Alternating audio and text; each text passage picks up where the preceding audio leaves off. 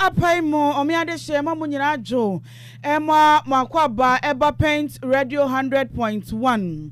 ensem bi edika editie entisemufu asem yenso yatena se ede som se nonum mpaimo kasiye na ensem no edosom dedi mo akotene ebi ene se efutuo akọ ama ema ewo the Church of Pentecost asori no se yeni nokre ewo yetai tituemu na sadia yanyina eyi nimsam ya asumsel se nyankopon ya adoma da wochena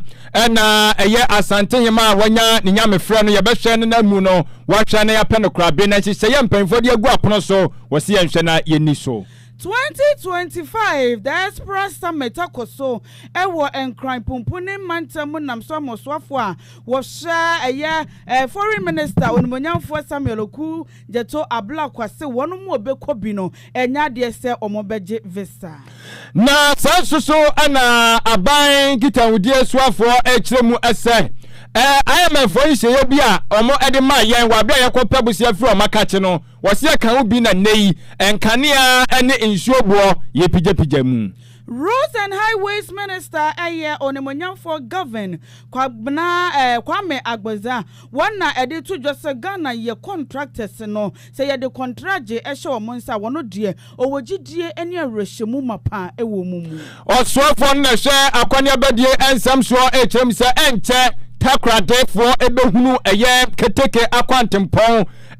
enhyehyɛ ye bebre na mu nsɛm yɛdenam ensam dodo eka wei ho ena yesemfo tasemu amayen apesmakafo benu yatena se ede so mo sanwumre nonum empai mu kase ni mu aseda bolobo no enkoma ohenere spices ena ohenere non dairy powdered milk ayoma dawroma ena enwumre omo ebo yechidom spices na bu ewe adwaman sinto obai to bi fa yeduane wo fie wo yeduane wo abonten so tonwa na udi bi egum ede na ahoninu ahyemu ma non dairy powdered milk ne so de ese wani ense o ka kire kuma bi abefa no etire waduanim sanse emu pi eyenwuma kowe adawroma ena enwumre omobo yechidom kenkanfo ye yen maame adwo ahenkra ka kire ena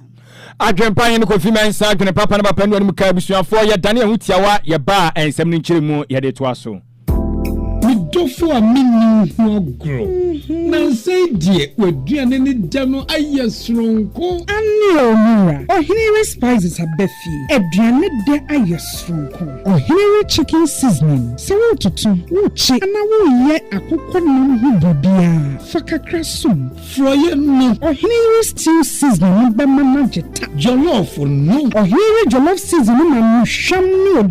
odew fried rice no kra die ohenere fried rice seasoning emma fridge Freddy aponchin kakra no me do ohenere go seasoning na ye asam na se nira ohenere seasoning powder ya woni beef shrimp noodles any de kekeka amunsu ede aduane ne hwam ne medeno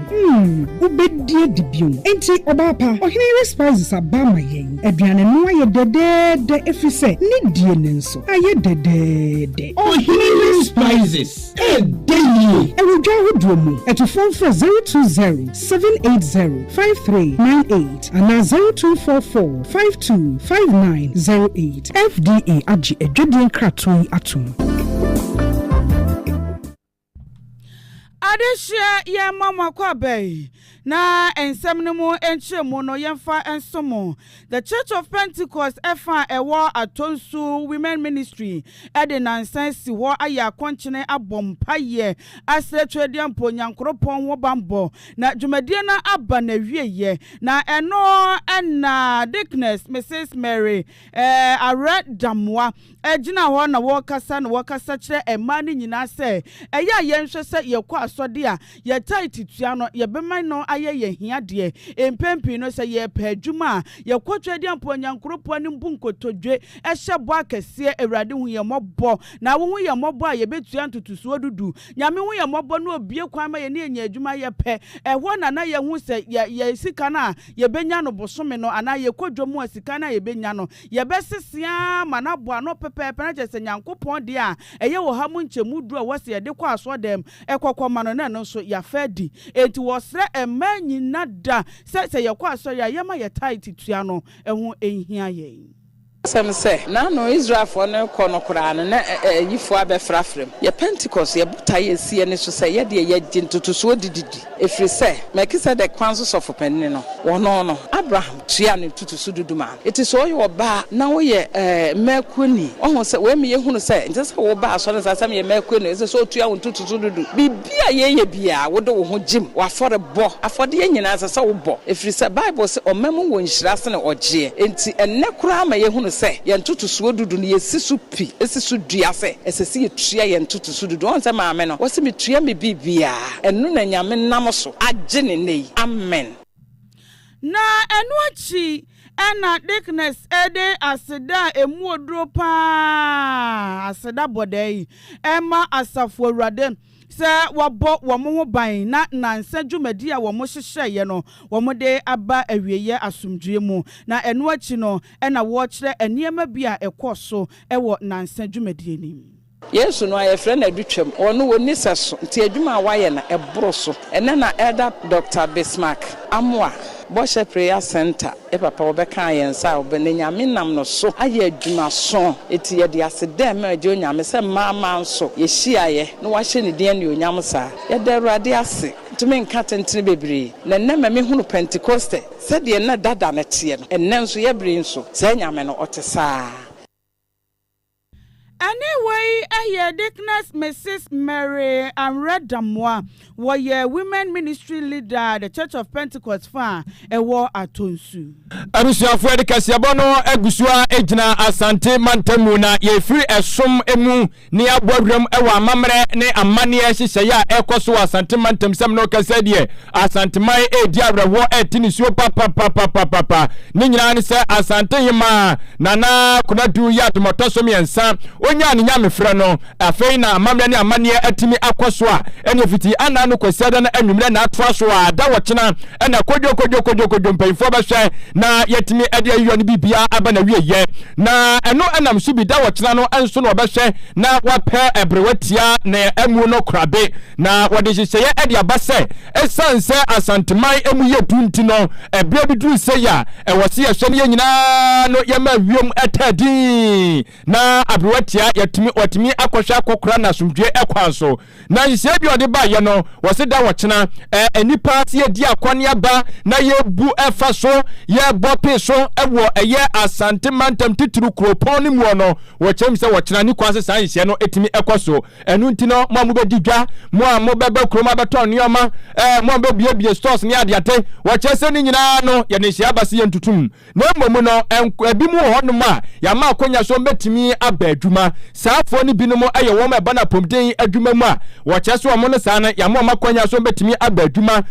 afensu sika kora bia ahodo bi won so a wɔm so betimi aye adwuma ani nnwuma ko bi a keka ka ho awia no ye pam tobra kan kase bomo ye besi so ede emawo ana anopa kora so dwumadie so ye si so ede emawo na enu achi no ana nam so ama wɔsoafo a wono ana hwa asante mantamu eso Dr. Frank Amakohene won so gina so de nkrata aba emonten eso na nkrata no de eba ya no wɔsrɛ sɛ ehyehyɛ na nanom atrenkonya ede aba no manya wo tintirinti bia na emu ani ngusu sɛ wo de obebu emra no so sɛ wo bu so na sɛ bibia betu bia no eye wan kasankasa wasema na won so ya ma makonya so metimi aba adwuma no wɔka kyerɛ wɔm sɛ o ba adwuma na adwuma no atade ne wɔsɛ wo hyɛ ɛna afenso no adwuma no sɛ mu otumi krata ID card ni bia ɛwɔsɛ no so ofaka ho ɛno na bɛyɛ adansidie atrɛ sɛ ampa won de ya ma akonya sɛ wotumi ɛkɔ wadwuma ana wotumi kɔ ba bia wo ɛkɔ sɛ wo kɔ wadwuma so na woni saa nneoma wei woni adwuma no ɛho akade a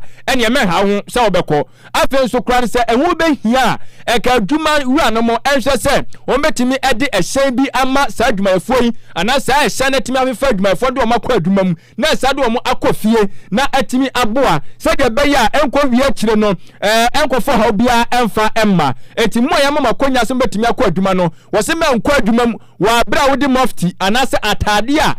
adwuma no ahyɛnsodie enim na betumi adi adanse atwitwa age wɔ memfa bi nhyɛ mfa nkɔ saa so na wo adwuma no atumi krata bia bedi adanse adi ama wa na so wafa edi aka ho ekebɛyɛ kora adwuma wura no mo ma ɛhyɛn fa adwuma no mo adwumayɛfo no mra na nsanfo mo ɛnkɔ na no ano no no tie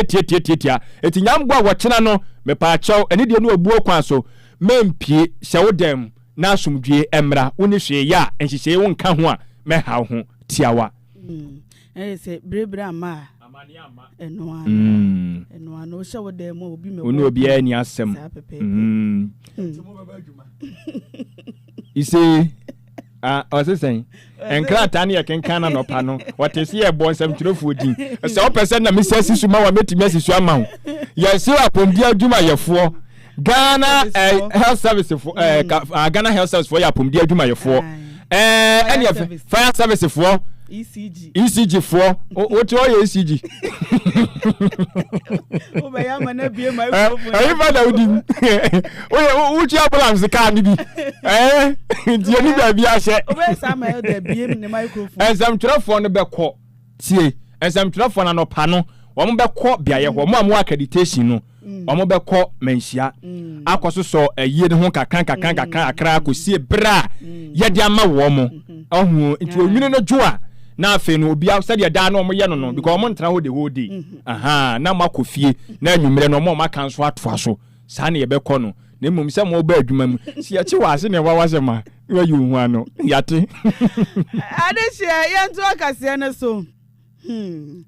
na osofo wo hye amanone nsem so eye onimanyamfo Samuel Okujeto Ablakwa 2025 diaspora summit no akoso ewo enkran pumpuni mantemoni ya pa ho ntema enya asem ketua na no wo ka se summit no omombekọ bi ewo amanone no enya de se we wo bekọ akosan light tententin na wakọ akọje visa bia eno ane se wo hia wo passport unya passport a unya ya na eja ye kọ na wote afutuo kọ ma wono mu a omode omanya akwanya akwetena amanone ne se bia wonua bi efri Ghana ha na wo bansra hwe na obebesua wa entete no enya ne tse de wo ye hoho na waje no ofel so na bibia etimi akoso yi. The 2025 Diaspora Summit to succeed, we at the Ministry of Foreign Affairs have decided very significantly that all our brothers and sisters who indicate that they are traveling to Ghana to attend the Diaspora Summit, they will not be required to apply for visas. Because we take the view, management of the Ministry of Foreign Affairs, that you cannot be saying that your brothers and sisters should come home to you, and then you treat them as you treat foreigners. You subject them to the same visa regime. You subject them to the same payments. Then they are not your family. When your brother or your sister or your cousin is coming to visit you, do you place fetters or impediments? Do you ask them for visas? Do you ask them to make payments? So we are demonstrating right from the get-go that when we say we are reuniting with our brothers and sisters, when we say that they failed to divide us, we mean it, and we are demonstrating by example. And this applies to all those attending this Diaspora Summit from anywhere in the world. Whether you are traveling from the Americas, you are traveling from Europe, you are traveling from the Caribbean, you are traveling from Africa, once you are coming to reunite with us at the 2025 Diaspora Summit, no visas, no fees. On manyamfo Samuel Okujeto Ablakwa oye foreign minister nene ena yetie wei eye wo mu free amanone eba mum na mum enye yenya ye free Ghana ekọ amanone abusuafo ka nesene nso se wei eye onyurubre akan kasebo onambo na kan radio station Pent Radio 100.1 yegusu ade nsam no esumu enchechirimu ede esum wo na wo eye nsamfoforo emu no osoafo no ena hye aban kitawdie ensam eso wonu kro ya yamra hye betwani de made hwemo eye abura seibu kwaman kase onimonyamfo Feliskwachi ofusu ena wo kiremu ese Ghana fo mudimoni Pent Radio yen kasebo achia yebo amane ese enhyehyeye aba empanyu for edi ato onum senke beya enyinamode enkania no electricity tariff no yenhwene empijam waje chemu no be se eyewe no ahanu ene aduonu enum eno mo pese yamfanka 225% we ya no kra fi onum a ensuo de eno so eye waje chemu no ahanu ene aduotwe na chese eno so 280 ana mo pese mo de beka ho na Ghana ye betumi amafo tiem papa se yakura no yentimi ya nyoma dada na musafa wesa baba yiri yekomo na oru afles kwacho fosu kire mu se enye de sabi adwene plan so ho ajasu asam na aba esanse IMF fo ye ko mo hodoma na no a ye de yansa atu yansa ye mo kobu nkotode wo manim se o ma hu ya mabo Ghana ene ye ko ma be de anya asam ketwa no mu ya mabo etabri sika e de be so o man economy na se no wo se se ne o mo ye no enu na ba be wura mo aba na gina sidie twatro kura wone wonom eye yansa no ofiri wonom MPP aban no wo se no ena nam so ama ye hunu de ye huni enti no we no enya aban we na ba ya wo pese sabio ofa kwa bi so na wade eyesa entumi ede eba.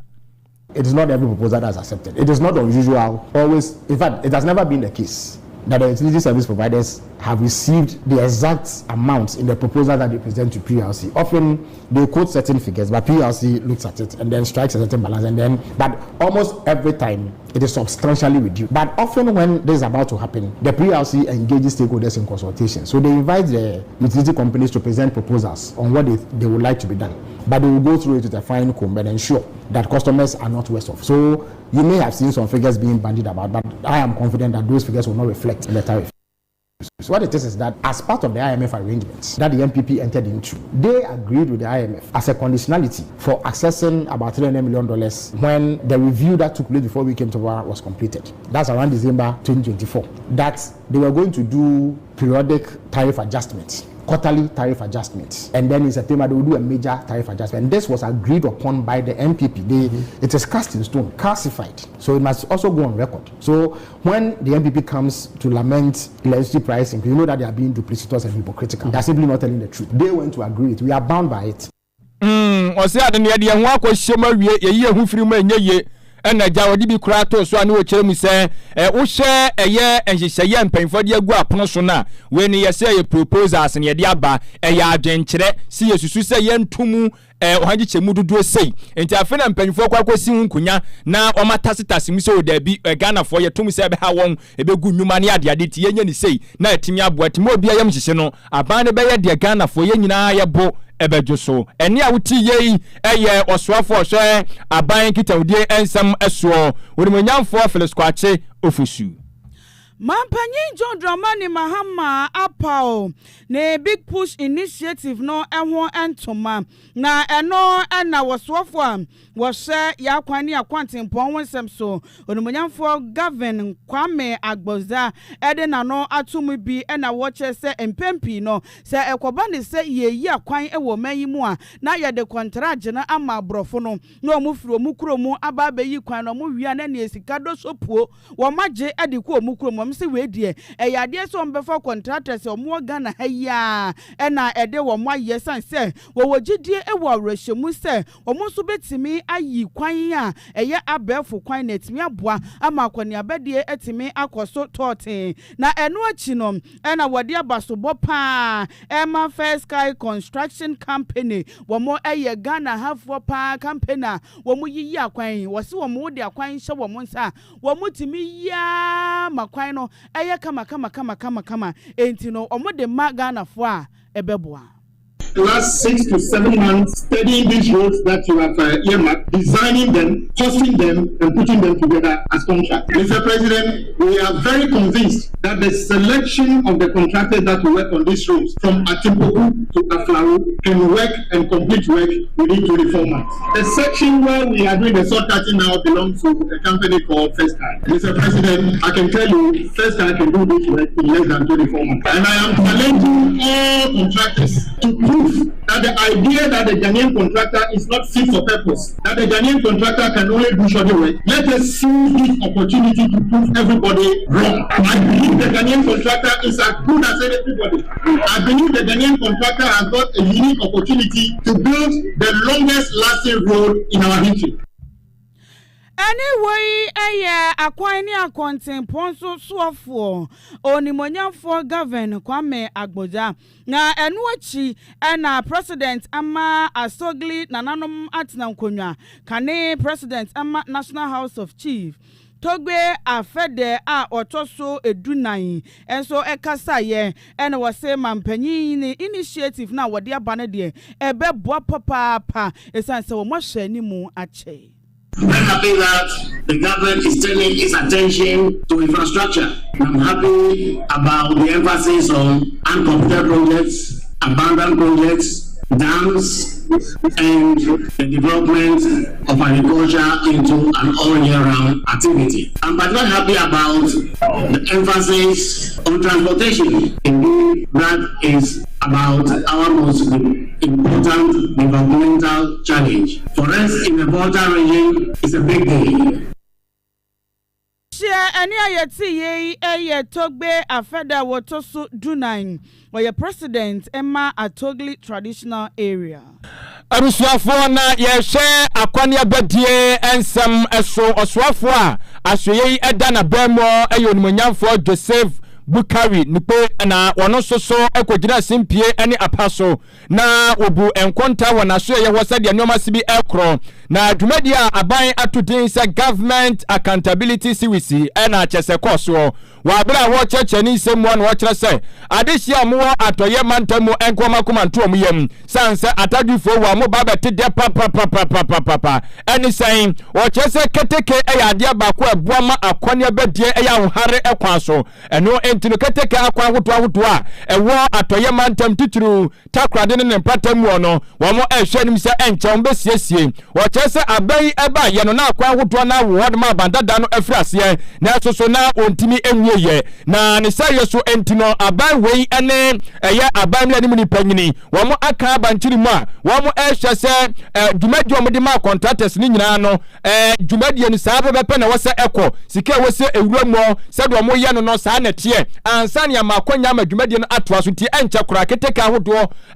keteka akwa ahodo wo atoye mantamu no wo mo ba behwe na wo masiesie sade be ya akone bedie adehwe mo nso so eho ebe hahale wo mo. I stated clearly that we inherited a situation where all the contractors that were on site had all abandoned site because of unpaid interim certificates that were provided or made. We have gone into discussions with them, and as I reported that Amandi has resumed work. It's with the other contractors. The issues are time deals with a lot of variations when it comes to contract. And Attorney General's office is assisting us to understand the contractual agreements and the arrangements that were made so that we can get the contractors to site and for them to do a completion of all the projects that they were handling.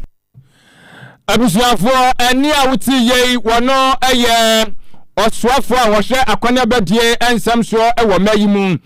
Minister of Transport Onumunyafo Joseph Bukari na ensam no wa mananso wono ma en wodi bi eka ho ekiremu ese ebraso se oman no yetimi enso efa abafu nimdia hodo a eba ne kwan so ne yetimi dane enuoma ani se de be ya akwane bedie betimi ayemrede amayen wo tom se dane dan nya no wahwa ese hodo a enam ya kwa so ni nyina no eye frango ana dodo na yedi egum na frango so ensam ana giantimi emmo so ewo mamu ya no ne botimi kwosoro na ajankafo tiem no mo tiem no mo twada pafam na so no gidie se yetimi efa eye electronic kwan so a so woni ekaka we yasibidi si ani vehicles ni bia na se ahya ni bi no ye charge a eka no betimi agwaye pa ento gidie se ebre ko nanim no enche Ghana ye beche na electronic vehicles no yetimi amadodo na abomayimu.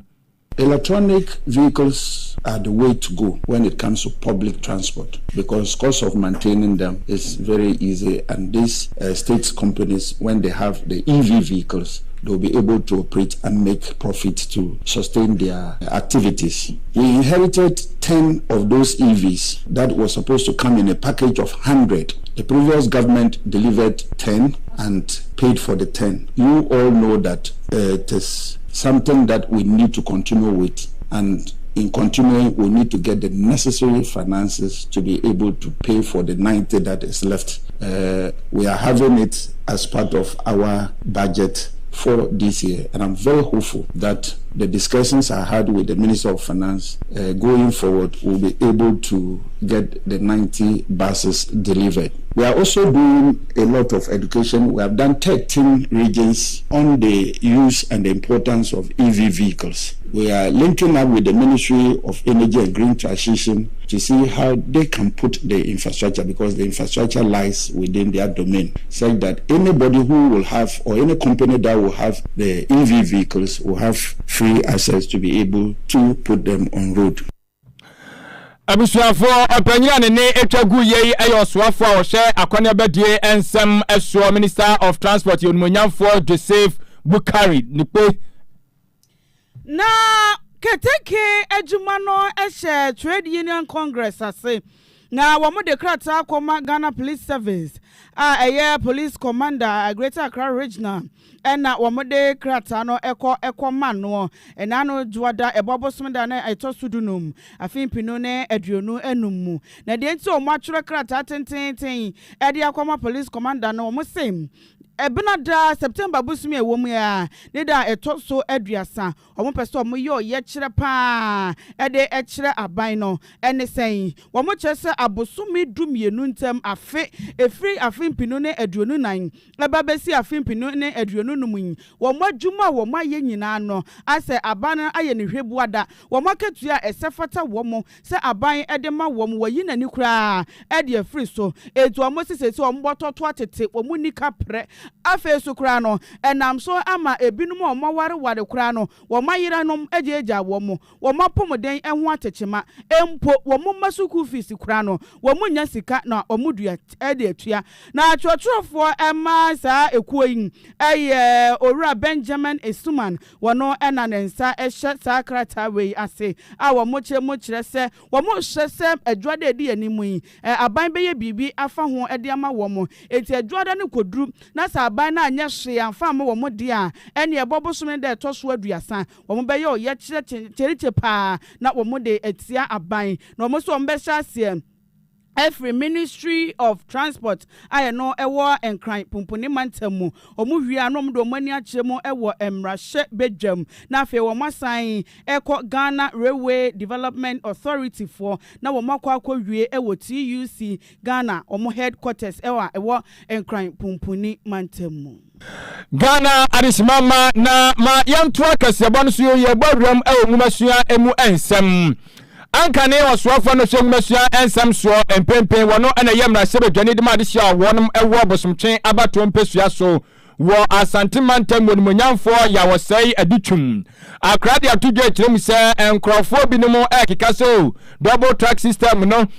ba ye nyina ene se na adesuafo no kwobo pe so ewo sukuu mo awoduo mo esanse sukuu ntoaso wo kwana ba ye nintino na adesharudo na epra konya waswa ankane waswafo si amfanto Ghana fo nyina nimse obi obeka san na adesuafo no kwobo ekire so ewo sukuu mo entini ade double track system ba ye bia no oni pa kronya no kra asem na woka no wachese dwumadie no mde bai no se wunnimu ana wonte ase abopri mpanifo sanse kwoto we ubopri na ene sister ye wotese obo wa ewo ni bomu etu ubopri mpanifo na ya techire mu wose die nti omde double track system no ede bai ene se na school so awodo bi wo hodoma wose school no ya chichemu ya category A B C D ene na asefo de kwasa enti epepi no abofra bi akwotwere nsowe na opese wonya school na ewo eye category A no bi na wotimi ekosa so gidie se honum na wokwa ene equipment ahodo ni nyina ewo asabi onimdia no wobetimi epagya de owo no ensoso emu enti se de be ya yensi emofra wo mo epresa akonya ewo suku asabi ohuni se wonum ewo soro ni mu no enu ti na omde double track system no ede baye esanse wose mpempe yo school so ahodo bi wodoma ewo category C a wo mo wonum kra de double track no omunya bi wo mu nyina akobom no omu nyina abafie saa no mo eye no enti double track system no enye se ebia na mofra no akodoso ana omabroso ewo school so ahodo a Ghana nyina nti ana omokofa ede baye. The double track was not introduced because of lack of space in our schools. It's lack of space in desirable schools. So if you go to category C schools, there are some schools with empty beds, empty classrooms. But parents say, I don't want my child in category C. So what the challenge is that you have the parent preference for these top level schools. So what we need to do is whenever you build a new school, how fast can you make it a top level school? So I'll give you an example of Abomosu, where we got an assistant headmaster from Presec to go and preside, to bring Presec best practices there. Because we're following what has happened in this country. Manfi Methodist Girls was not always like this. It took an assistant headmistress from Wesley Girls who went there and Manfi changed. So what we decided to do was that not only are we building new schools, but we are filling them with the existing high performance schools to lift them up. Now, the Sonchi Girls have been existing for 4 years. We have 2 parents who have contacted me with 118 and they want the Sonchi Girls. The school has been there for 4 years because of the affiliation with Wesley Girls through Mrs. Jokoto, who goes there to train. In fact, MasterCard Foundation hired her to go there and train the teachers. And she's doing the same for a number of the new schools. Consequently, most of these new schools are attracting the high performers. With that, you'll be able to reduce the pressure on Presec and all these top schools. Consequently, it became easy for you to eliminate double track. Na abusuafo no chino onmanyamfo ya wosai aditum de ebi kan ho se wono kra de wonte ase na odwene ho kra nso esiso se ede na beba ya se ankra schools ahodo ye kwa kwatam wo mo ede ma ba be hye aban ehye ya wode abamu na we a wo ka nyina ene se aban foforo ba yeyi e kire mu se wode ankra school to aso no e ba be hye eye school to aso wo kwa ehye ye no emu na aboa se de be ya adesuafo dodo na so benya akonya na wom do mo ahye school to aso okwane mu eno osoafo kire mu se ono de ne hye ye mu oni nguma sua nimdia okura mu no wogidie se entasomu. I don't understand the logic. You see, the thing is this. What are the schools that you want to take off double track? So let me give you an example. Presec is double track. You don't want Presec to be double track anymore. Find comparable schools that parents will gladly accept to go to that are private schools so that you can decongest Presec. So you have ICS, International Community School, not too far away from Presec. Will parents who are supposed to go to Presec be willing to go to ICS? I bet yes, but can you afford it? The critical thing in Ghana, you see, when you don't get the whole thing right, you prescribe the wrong solution. First of all, you have to understand why we had double track. If you don't understand it, your solution will be wrong. What we don't understand in Ghana is that parents have a right to select the school that they want their children to go to. And everybody wants category A school. So if you don't have category A private schools, parents are going to have nothing to do with it. Those who go to B will want to have a comparable category B primary school so that will meet their needs. Any out here, you are swafo no ankane or swafo no sheng mesua ensem eso mpempe o yamra se bedwane de made shomo bosomtwen abato mpesua so onimanyamfo ya osai adutum. Kwa Santi Achim North Namra Shibijani or Warhom, Ejna Quantoncre or Hene Kwame Frimpong, and any day and a worker so be Piemo Ewam Rashibijamua or more plantain processing factory na a Warhom and Peninda Dan and Ado Memuono, and Rashibijam for ni be a Casano Mokra, Bordia a free Canada and a debedijmo, and was a day crown poye and Sienue, they see day any a cra, Bordia a free Canada and Tisan Sam Noa, and Rashibijam for be a Kikano, Yenyain. Was uba kromuwa dwumadie pa wo mudie eyentosi ena afejene ena wo mudua ne fa kese pa na emom na wo munni babi omo ebe korabie anaso wo munni processing facility bie ntino na wo mo ya wo boka.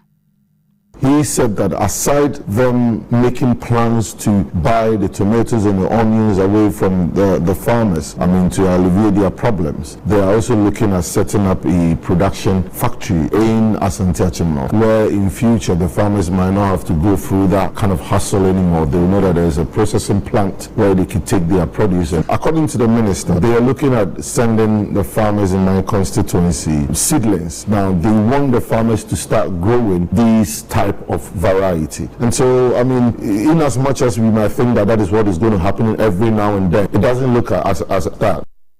With the plantain, the previous administration, they did construct factory under the 1D1F, plantain processing factory. But I've been in there are machines in there, but the unfortunate thing is that even where the machines are sat in that building, the floor is not tiled. Basically, it's not usable, but we've got machines in there. It didn't materialize, but we had somebody say in Parliament that they were transporting plantain from there to Canada and all that. It was blatant lie. At the end of the day, that factory is sat there being a white elephant. Adeshia, any I am Russia Bedani Madeshia. One more Asante Achem North or Hene Kwame Frimpong. Na for Penny Abedechere at the Emma National Identification Authority, one more and a Ghana Yahuso to Mikata, who made Yenano, and that one Abemo, Alhaji Muhammad Nasiru, and I watch us say Galamse Kono, a Kumbia, and Yenny Pabako Eko, ya the bar Banan Kwaso, I want to meet the Bera Dawosum, and no any Nipantigana for Adishegina, Yan Kamum, Nagalamse no Yentimi Entrase, and no Echino and I watch them essay. A man for this year, a Bassam Maya would do a Galamse El Cosopano, Yan Shana, a bank catching it, a barra, Banamo, one Munano, Yan Pam Womunina, was so one moment deciding Chewe Air Bano, one moment yard Jenny 100%. Esan say Yanisa, a man for a who am one, and one more M1 young two Galamse no as an Galamse so a dear Nayan Suawo essay. The whole thing is becoming murkier, and what we can do as a people is to collectively, I repeat this, collectively come together to assist in the fight. If we make it a fight for government and government alone, I don't think we will succeed. Except to say that I have listened also to Karashebe raised a very important subject of, firing DCs whose community are involved in deeper Galamse. I think it's one of the suggestions that government needs to consider, because today is Kunyaku, tomorrow it could lead even up to one of the safest water we have today is the Wejada, and that one too, if Kunyaku is affected, you can tell that very soon the consequences will be there if we look on. So I would entreat all stakeholders, the citizens, the communities, the leadership, political leadership, and what have you. I have maintained that, look, no matter what you get from this Galamse, if you don't have water to drink, it means you are dead. Abusha for Penina Wotin and Kain, one and a year deputy executive secretary, a year National Identification Authority, Alhaji Muhammad Nasiru, and Wotin and Kanona, ye Bokas, a boarding in out of Fania, the C. Ewo Obi and my show. War a year of Maya, your friend is Mali. One more HS, one of some locals and Yasam Kitwahu, and Crawford or Shubo Kobi, and Nasa and Mimfobi. One more Tata Mali Mane Papa. Yes, I quantum proud do be one more Quaqua J Abu Boswa, and yet one more block quino, and no, and I'm so am a nay, one more air qua or Mutu quine, and one more Mubara a year Mali Mani Mono. A year den Ediama Wamu Titru, Quantum Poma, a Borum, a yes and a gam, which a female quas and a gano, and the so much say, che, na, and yanon quao, a quamedy a year or a quantifor a fast one, and also so a yard with some papa, yes, a cast Nibo crown so with me, a dija son, no more as seno any other day, and Tanonam so am a seminal cassadier, war a young Mali Waterman, Prime Minister, one was no break diggy, one more air shem somebody and say bet me a guapono so na saw how we are aquabano one bet me and so a two so esa na a say I cada for could be a mujidi so money I cada for the corner crana and a 1% sabio or mujamali minor and so a day a boswa and no amen nibre and so aba a woman ma enye asem ketwa ekra. Adeshia yenyina mali nsemi so na ensem wa yede so mo say no numpa mu kase wo Pent Radio 100.1 no yan fancy ensem no de di mu akotene ebi enese women ministry leader the Church of Pentecost fa ewo atonsu e de ato makuofo ne ma nyina nim se ye kwa asode antutu so dudu no ye momoden se ye betua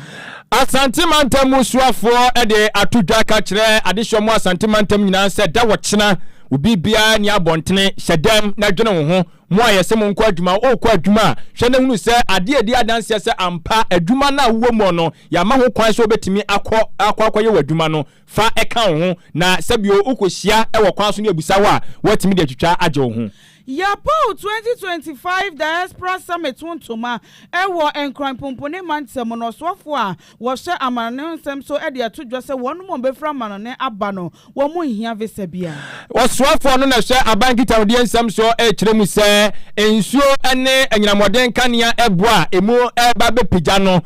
wo kye se enya aban wei boapaye na mmom ananu asem na siye IMF fo yekoye omo holala sulala no na akofa wei di aba mampanyin big push initiative no so apa hontoma na wosofo wo hye ya kwan ne akontempon wonsem so say wonu mo ye contractors e wo mayi mo no e momoden say de contract no e be hye wo nsem sanse woji wo mudi abusuafo ensem wei ni afoforo bi ena ka ho anuanu mienu yesi nkonya ensem twerefo de nsem dan ya ye de aba besum wone no ye bra ne ya twim sanse wo kyena de aya na aye no enti ade ni nyina hyem e de amam ye gide se wa men papa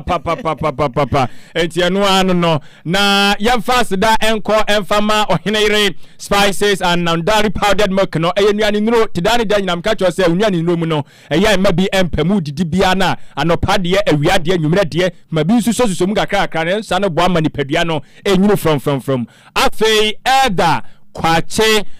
kofi kwache na daroma enomiamia video no fruma so ede ma kama afei se KOK so tumi se o hye wan corner technical room ho eno no so ede atum Facebook and YouTube ohine banya akon ayosemufo panyini yada won mu nyina ase enwanu mienu ayesi nkunya ebesom wo me adwempa hine kofi mensa adwene papa na papa ndi wanim kan me ni menu aba mami adwo ahenkra ka echire kasebo na si